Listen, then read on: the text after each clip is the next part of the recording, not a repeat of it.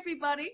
Welcome to the Making It Music podcast, or kind of a video cast, you could say, since this whole coronavirus COVID-19 has taken over our lives. It's been pretty cool, though, being able to throw a video up and show you guys the beautiful faces of all the guests I've been having in, including the lovely lady I have joining me today, who's laughing in the corner, as you can see already, Laura Ryder. Say hi, Laura.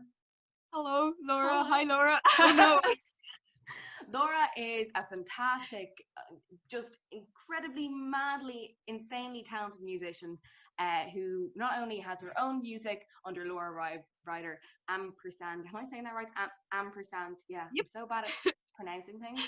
Under Laura Ryder, ampersand, but also she works with so many other people, including Shrug Life, Matilda O'Mahony, Bluefish Diamond, Moonlook Song, loads of other people.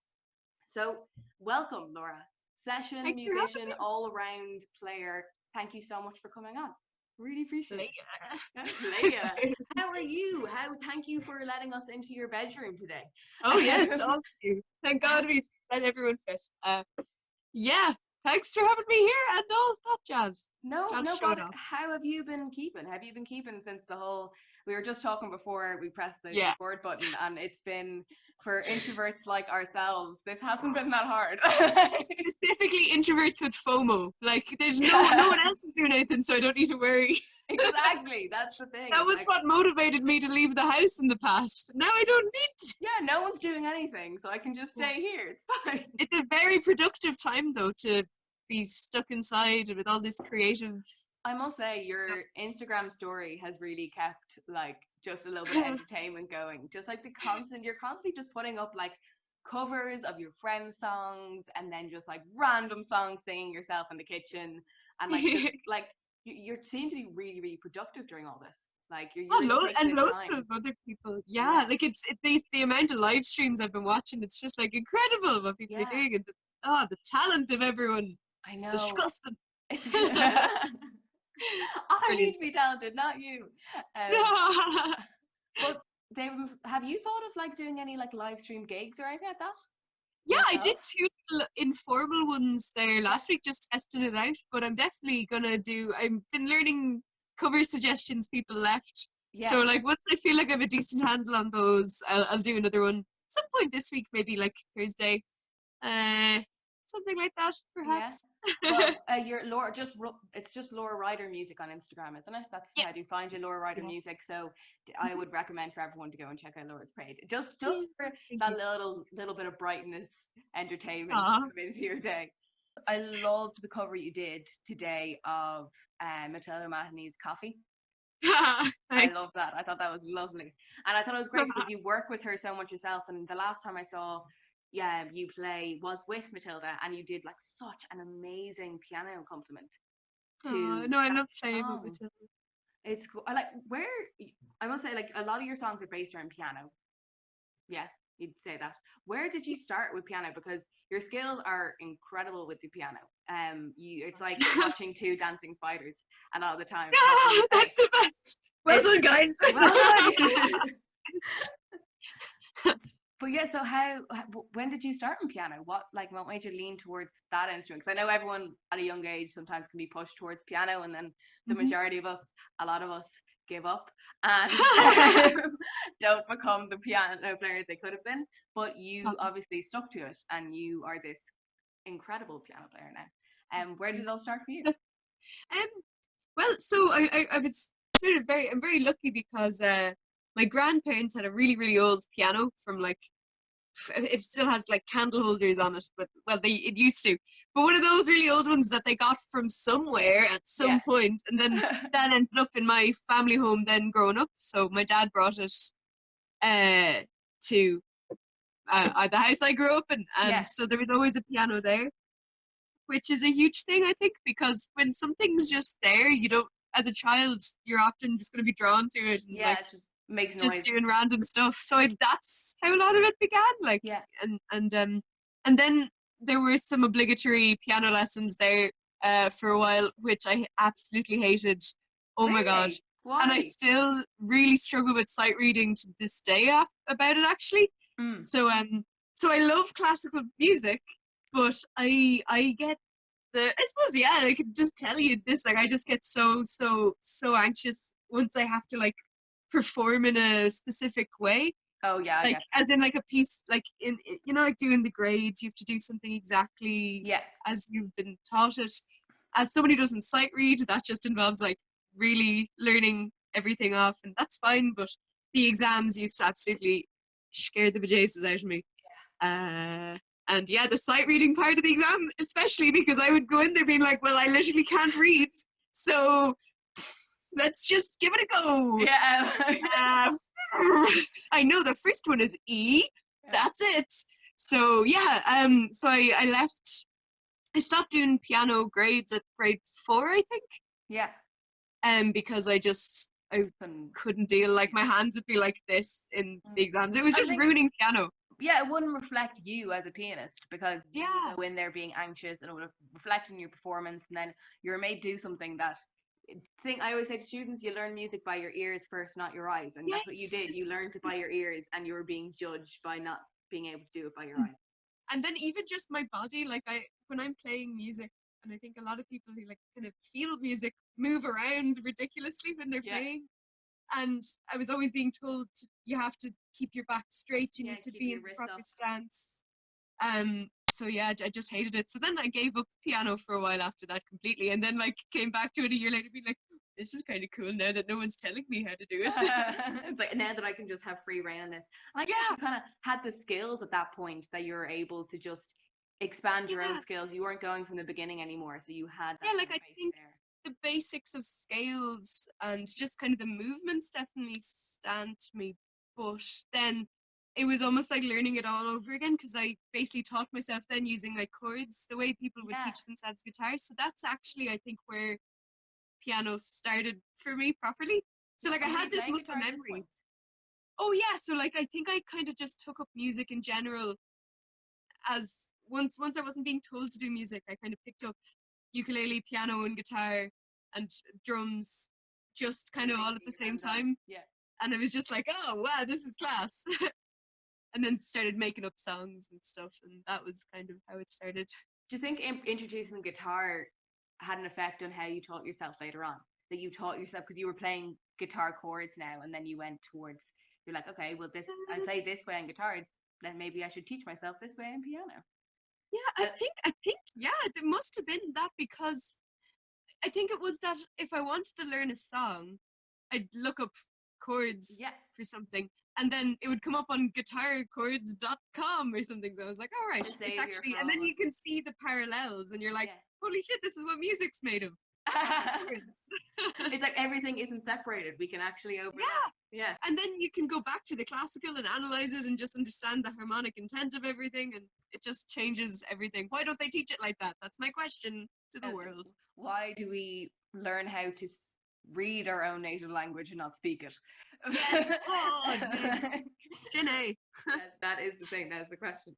Well, I know we've kind of like been talking about your piano skills, which are amazing, and you can hear them so much, especially in Storm in a Cup. It's just the way of playing. I remember I always try to say to my singing students, the thing to do when you're performing, you can do something perfectly, but if emotion isn't there, then you're singing, you may as well not be singing in tune, because if there's no emotion when you're singing there, you're not going to put across a song as the way you want to. And I really think it's the same for instruments. Like when you see someone play a piece of music, and especially piano players, and they're just straight back and they're up and their shoulders are back and their wrists are elevated at a nice angle, like that, you know. But then when you see someone like yourself who's like throws himself in the piano and goes for it and stuff like that, like you can really see that passion there, which you can hear that in A Storm in a Cup. It's like you can hear the sadness and you can hear the mood in the piano. It's almost like it's singing itself. I'm sorry, this is like... Thank you so much. It's so nice to hear. I want to talk about the really most recent 2 singles you brought out, Moon and Storm and Cup. Before that, I like doing this little thing, and I think you'd be very good at it. I do a bit of this or that on the podcast, right? So basically, I give you 6 artists, 2 at a time, and you pick between the 2. Okay. Okay. Now, I remember the first one I picked is because when we met about I want to say 6 years ago now. Oh my god, I remember that house party. Yeah, and I remember talking to you and us freaking out over Regina Spektor. And Yes. the first one to you is Regina Spektor versus Lisa Hannigan. Ooh. Gotta pick one, and it doesn't mean that you dislike the other. It's just the first one that comes to your head. Yeah, It's just because I love you both. I mean, I think Regina Spektor, obviously, then because she did the whole "you can make this kind of song with piano and be good" crack. But I flippin' love Lisa Hannigan, her songwriting, her lyrics, her melodies. They're all amazing. This is gonna be painful, isn't it? No, I think that won't be the most painful for you. So you're kind of leaning a little bit towards Regina Spektor, but you also love the melodic sequences of Lisa Hannigan. Yes, and her arrangements. Oh, just the vibes. Oh, I love them both. Okay, then this one actually might be hard then, because yourself, you really like classical music and you like film music and stuff like that. So I want to throw a little film music one in for you, and John Williams versus Hans Zimmer. Oh. That is a really rough one. Yeah. So Star Wars versus like The Lion King. That is really rough. Oh my god, I think as much and I love Hans Zimmer. Like I think if I was going out to listen to music, I would listen to Hans Zimmer, and I went to see him live and it's incredible. And I think he's such a clever writer. No, yeah, but then the arrangements of I'm gonna go with Zimmer. Yeah, if you're gut feeling, go with your gut, follow your gut. But like I'm studying composition for video games and stuff at the moment, and we're doing a load of stuff. Just like just the romantic resurgence of music in film, and how how it can just how it's all just so cleverly built. Everything John Williams does. Well, I always say that if you ever want to like not be afraid of a scary movie, don't turn off the picture, just turn off the sound. Yes. Oh my god, that's completely it. The sound. The scariest thing. Yeah. Like that's what you react to without even realizing. Yeah, like when you open a video game and like the screen is completely black, but that eerie music comes in, you're just automatically freaked out. It's like nope. Nope, I'm good. I'm out of here. Actually, something that you might enjoy, they're in the National Concert Hall. I think it's going to be in December, hopefully, if they don't push everything back now with everything that's been cancelled. There is a John Williams versus Hans Zimmer basically concert going to be happening in the National Concert Hall in December. Amazing. Then I'd really know the definitive answer. Exactly. And then the last one I have for you, okay? Joni Mitchell versus Kate Bush. Kate Bush. I must. Kate Bush. That's fair. I love Kate Bush. Love me a bit of Kate Bush. Both fantastic, though, as always. You're just pulling out all my faves. Let's have a talk about your most recent singles. Moon and Storm Cup has been your two kind of most. Yeah, Moon actually was ages ago. Yeah. We had like a big old 2-year hiatus, so the only two singles have been Moon and Storm Cup. But then there was an album that Moon was on. It's remiss of me, like we recorded an album and I was like, I can't wait to take it. Have it all. Yeah, just take it. You did a lot of the stuff for that last album yourself, didn't you? Like you were doing... so that one, two songs on that album I did myself. Then there was an EP before that, which was only bedroom stuff. I don't even know if people should listen to that, but it's still up there. I like the original EP. I think it very much shows you, like, how you want to hear things and stuff like that. And how little I want to hear metronomes. You're free spirit. No, free time, free spirit. Moon, there's a line. Okay, this line just stands out to me. It's in the second verse, right? And like when I listened to Moon a few times, I was like, this can either be seen in two ways. This can either be just like a song describing life and just like life and the kind of the feeling of separation, connection to people and stuff like that, or it can be a really weird way of just describing two people dancing. Okay, which is a lot. Right? And I don't know which one you're leaning towards, but I just want to pull up this line, right? We shine in the same dull light. We stay in our similar orbits, carrying on gravitational sway. And that was a line that made me think, is this about people dancing? And then I was listening to it more, and then I started listening through like that kind of scope, and I was like, ooh, this could make sense. But thankfully, I've you here now to actually calm my thoughts about what this. So, what, Yes. this song, what is it about? The lyrics are incredible. The lyrics are just mad, and like, who puts gravitational sway into a song? You, like you, because that's what Oh. you want to talk about. And we stay in our similar orbits. Like, what? What is the song about? What was the song for you? Sorry, Okay, I'm well, just. this This is song was me, just like. actually, it's always a really hard question to answer because I think um I'm always writing on like two levels, I guess. So like there's sort of a general like which is like I'm generally usually just obsessing about various philosophies at all times in life, you know? Yeah. But then I'm also going to be thinking about various big picture stuff that directly relate to very selfish little events in my life at the same time. Okay. So Moon is about just connections in general, like how we connect to everything around us, how we're influenced by that stuff. But it was supposed to be a happy song about the relationship I was in. And then it's actually kind of negative. I like that. I didn't. I was like, what I liked that song is because it like do do do do do do do do. Yeah. Like it was the fun melody, but then when you looked into the lyrics, you were like, ooh. Yeah, I like to put uh not so happy things inside happy things. Do you find like do you find it easier talking about this type of stuff, like talking about the bigger questions and stuff like that through music rather than sitting down I don't having that know.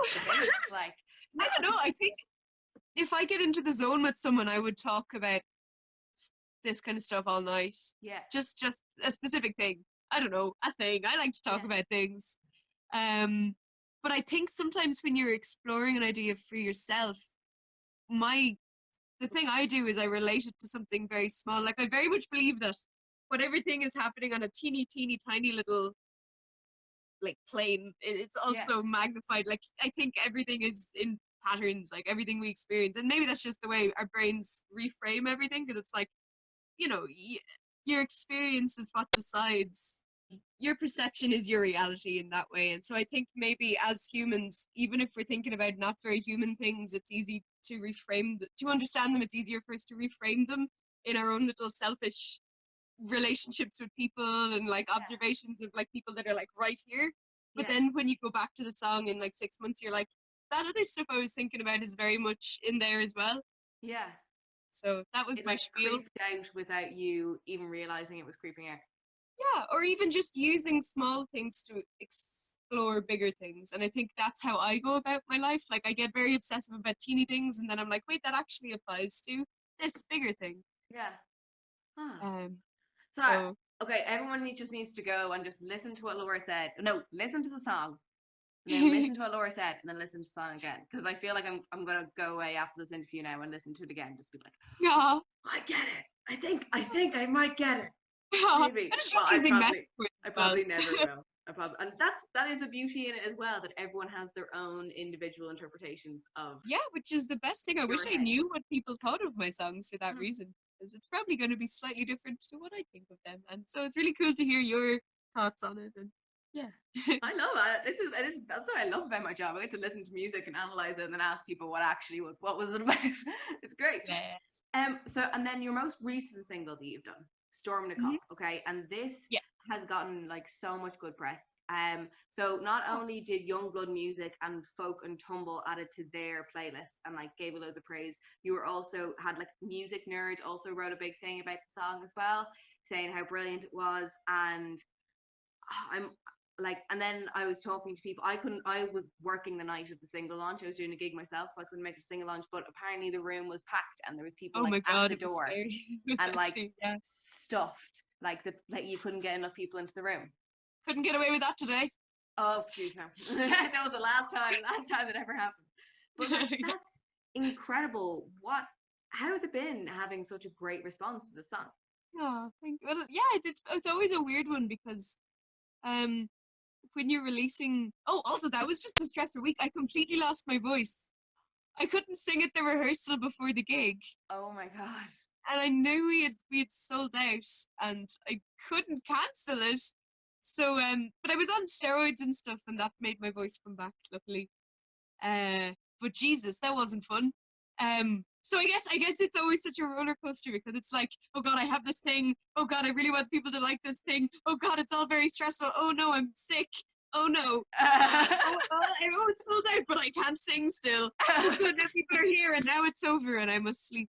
I'm so tired. Yes, yeah, it's a weird roller coaster. But yeah, I guess now looking back, I'm kind of like, it's really nice that a few people are connecting with it and, Yeah. you know, and I'm really happy with the video I made with Lacuna for it as well. I have so many notes about the video. It was just fantastic. So this song is very much different to Moon, the last single you brought out.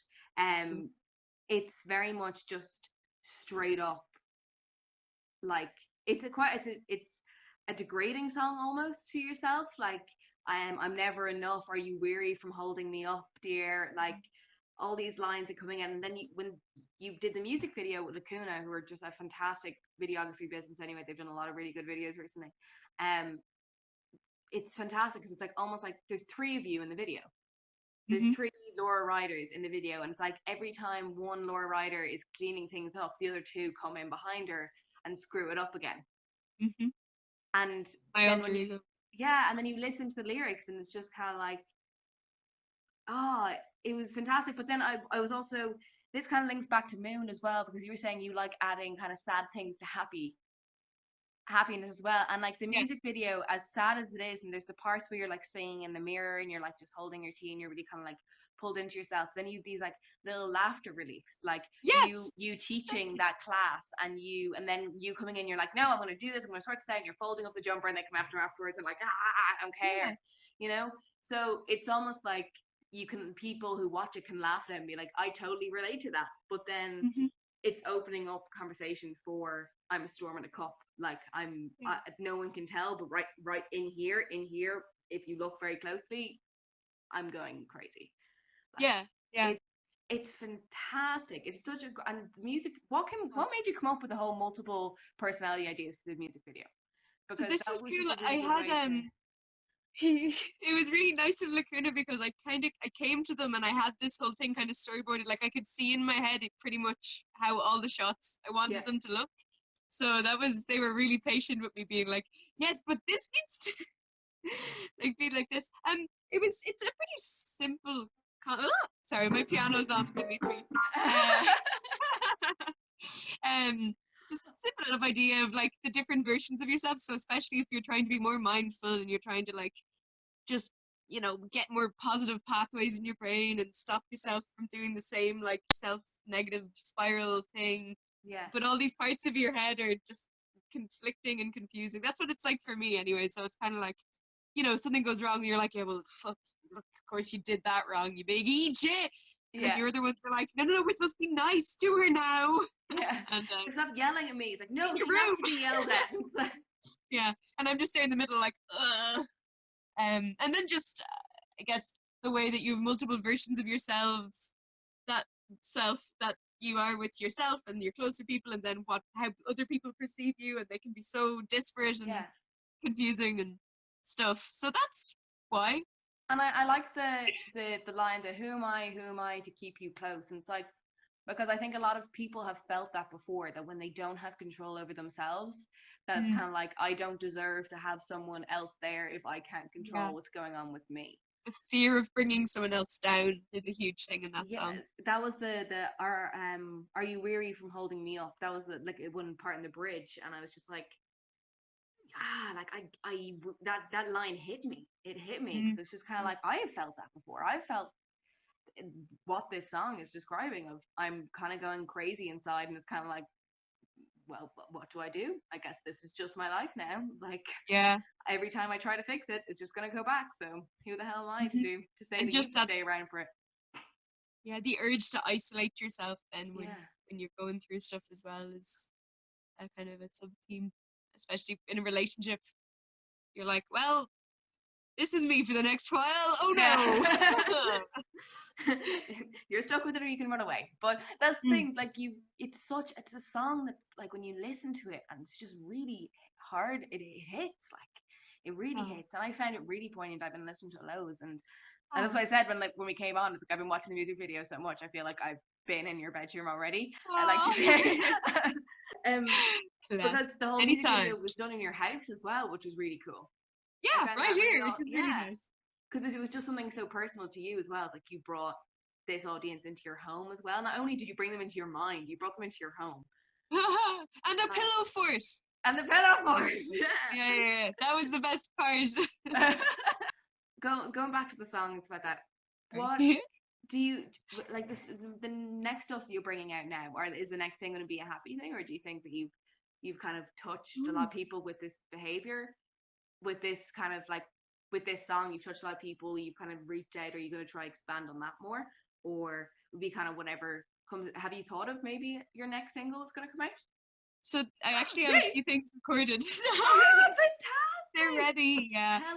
Tell us all.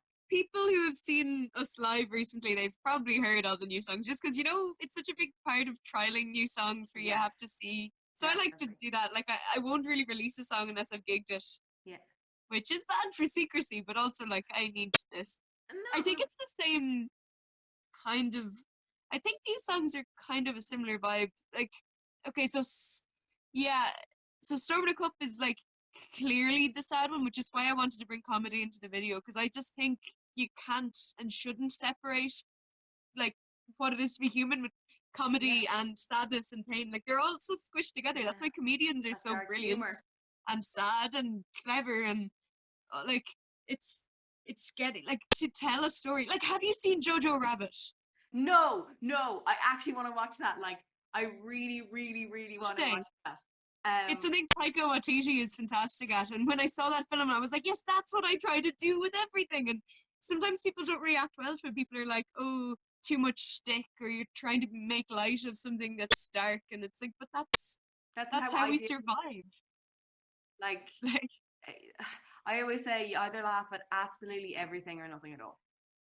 Yeah, which is it's dangerous but fun. But that's it. Like I had a PDF Pocket Hole on a couple of weeks ago, and he is a rapper who's very explicit in his lyrics. Does not apologize, but just say stuff. Like he's like he does and says things to get the answers out of people that he wants, and he's brilliant at it. He's fantastic at it, and he would get people would say something like, "Oh no, you can't joke about that." It's like, why? If I've gone through it, why can't I joke about it? It's my experience. Like, and that's to hear that you're getting stick over and people say that to you, like that's it's weird.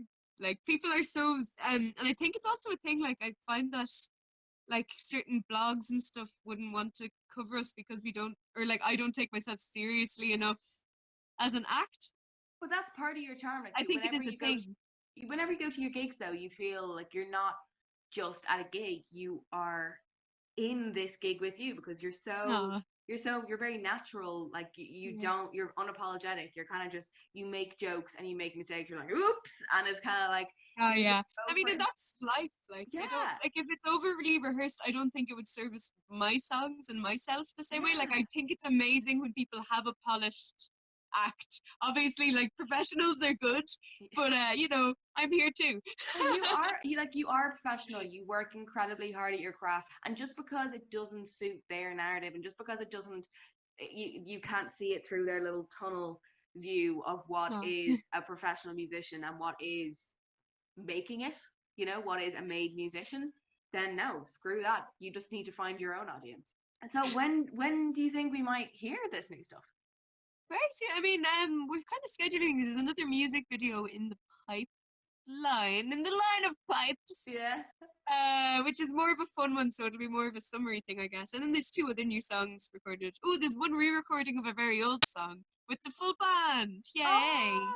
So the songs, do you think it might be around summer we'll be getting more stuff from you? Yeah. I think it'll probably be more like single EP, but you've probably already heard them as singles. But anyways, it's an EP because that seems to be what we have to do nowadays. It's always like it's broken up.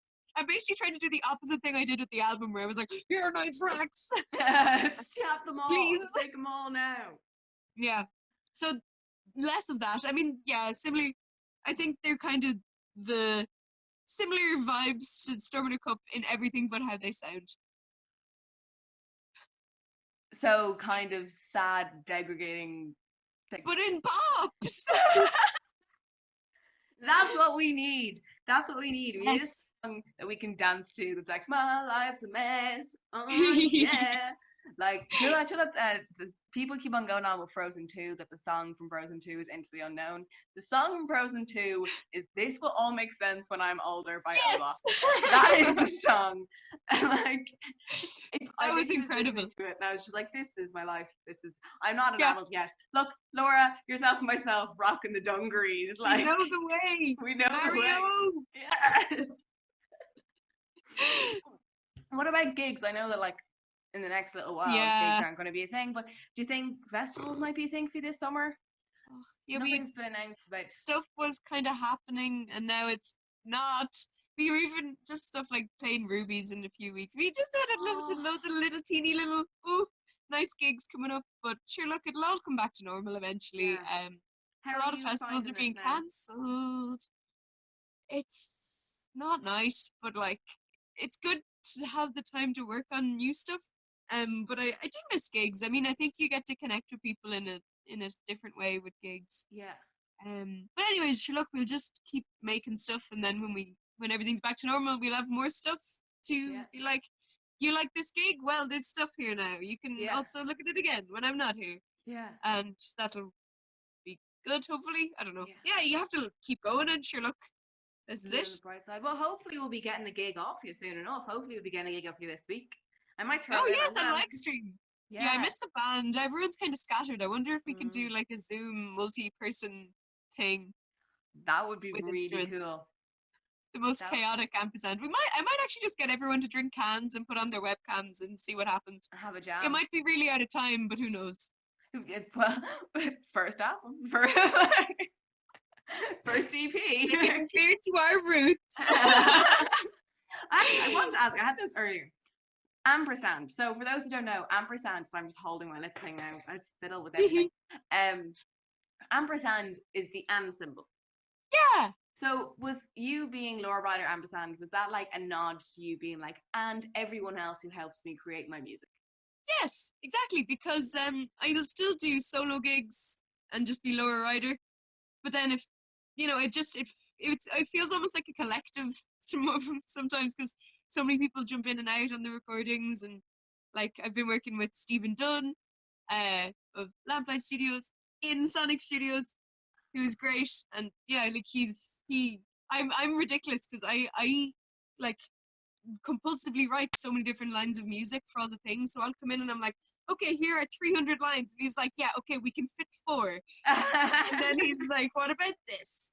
Like, especially we have a song Darling Divine, which is just like there were too many musical ideas, but I think once my lyrics are involved, I find it really hard to pick which lines should go, because I do stuff for like, I'm composing instrumental music now, and it's like a different thing, it's more planned, and I'm writing with purpose, but when I write my own songs, I'm like,